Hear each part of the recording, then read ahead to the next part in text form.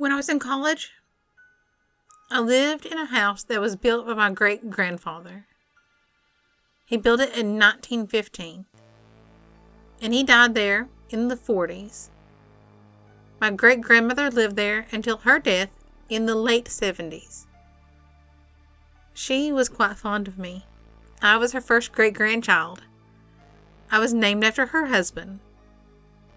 The house was a 2-story Victorian style, hidden from the road by 2 huge, drooping oak trees.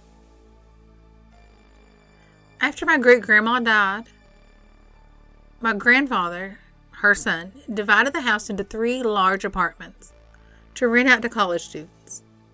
The house was situated only 3 blocks from the main campus. When my turn came to go to school, I naturally took up residence in the upstairs apartment. I had 2 roommates, and the 2 downstairs apartments each had 2 residents. After a couple months, my roommates approached me with something strange. They said they've been having experiences. It seems that some nights they would awaken to the feeling that they were not alone in their room. The feeling was quite overwhelming, and despite investigating, they found nothing. I admitted to having the same feeling, but we attributed it to it being in an old house, and rather spooky, as old houses tend to be. However, other residents of the house, with whom we only were passably acquainted, universally reported the same feeling. One would be awakened from a dead sleep to the undeniable feeling that someone was in the room with them. Attributing the feeling to it being an old house was not enough for one of my roommates.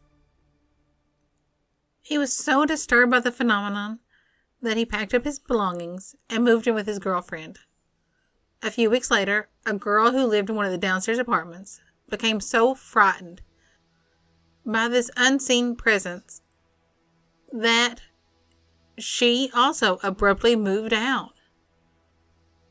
I was unsettled by this.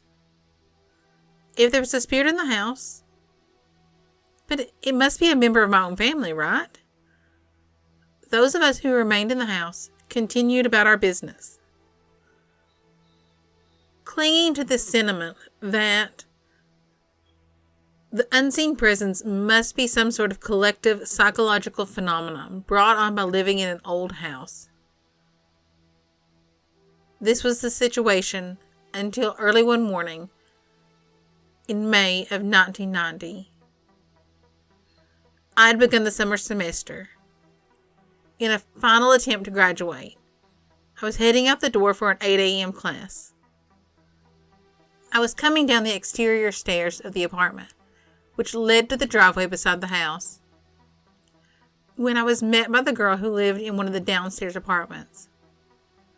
She was an art student at the university. I barely saw her. I barely knew her. This morning she was visibly distraught. She had obviously been waiting outside of the front door for me to come down. When she gathered her composure, she relayed to me a very frightening tale. The night before, she had been reading in her bed. It was quite late. She was petting her cat that was laying beside of her on the bed. At some point, the cat became rigid and began to hiss at something across the room. She put her book down, looked up to see, and to her utter shock, an ethereal form of a tiny woman sitting in a chair was about 10 feet from her. She stared in horror for a few seconds. Then the form disappeared into thin air.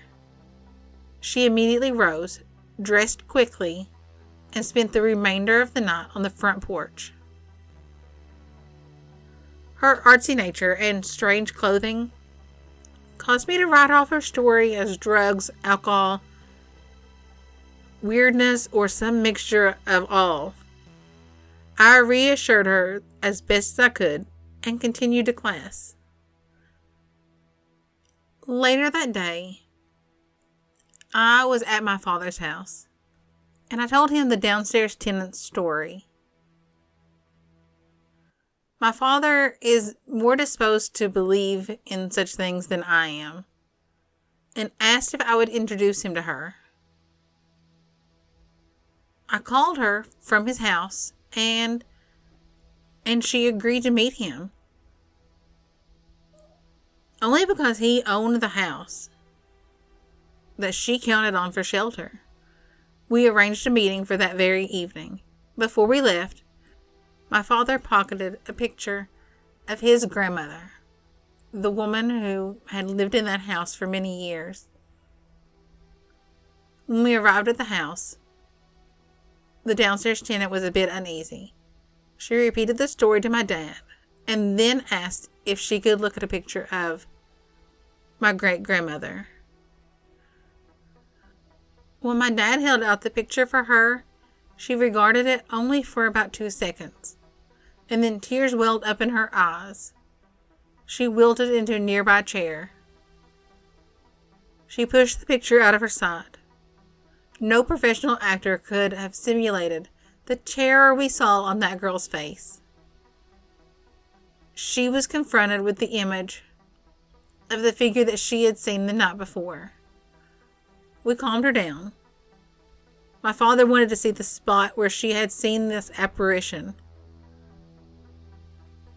I was stunned, but not overly surprised, when the bedroom she indicated had belonged to my great-grandmother in life. It was the very room in which she had drew her last breath.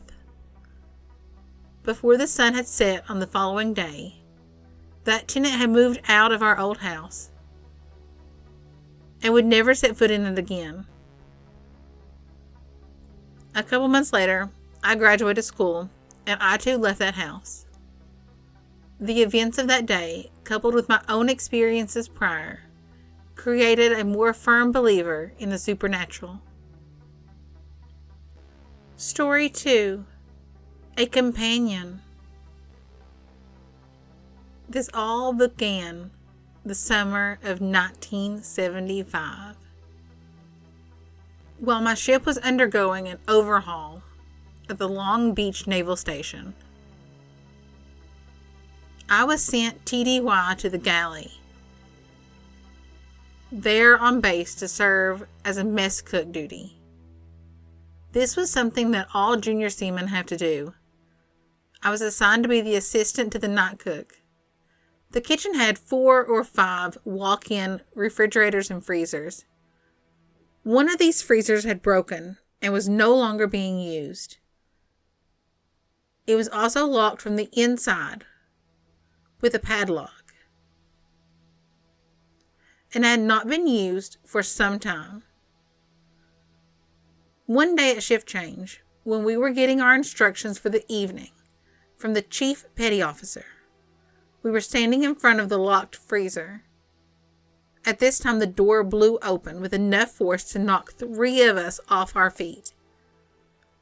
We were unhurt, but very surprised and shocked. We were unable to figure out why the door had opened, given the circumstances. But we went about our business. A few days later, I watched as the door opened by itself again. The door would eventually open by itself several more times that week. Occasionally, the lids on big cooking vats would close by themselves. After 2 months, I requested to be put on day shift. No one asked why, and I didn't say, although the chief petty officer suspected as much. Nothing more happened until the spring of 1980, when I got my own apartment back in my hometown. Things started disappearing, and then appear several days later in strange places. One of my favorites was my keys. They would disappear after I'd gone to bed, show up a couple days later, usually in my refrigerator. One of my duties at my job was to stock the singles in the soda cooler at the end of my shift. This took about an hour to do. One night, after doing this, I went back to the cooler to turn off the light. I found all of the soda cans that I'd stocked removed from the shelves and placed back in their flats. Not more than 5 minutes had passed since I'd finished stocking them.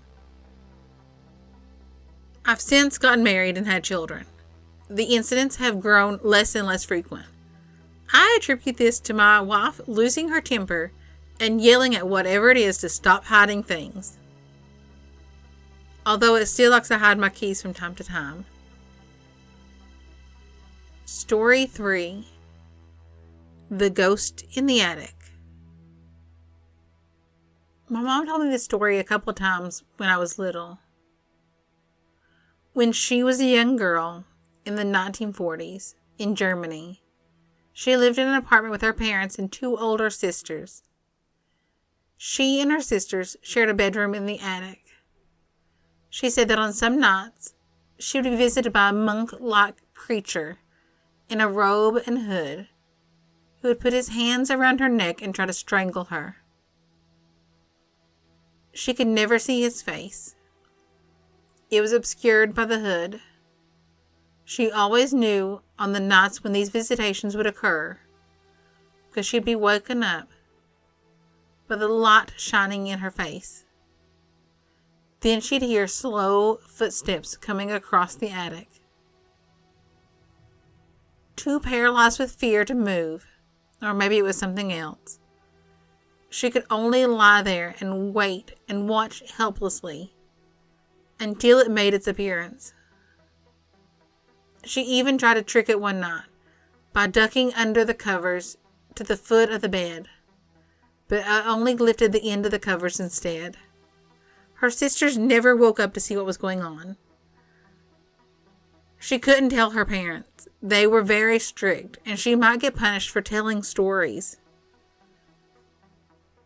The experiences didn't cease until they finally moved away.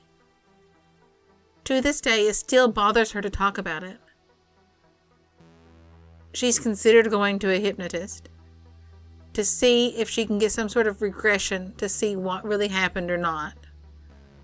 But she's afraid it will somehow find her again. Thanks for listening. I hope you enjoyed the stories. If you did, don't forget to hit that like button, subscribe, and drop a comment down below. I'd love to hear from you. Music in this episode by Carl Casey of White Bat Audio.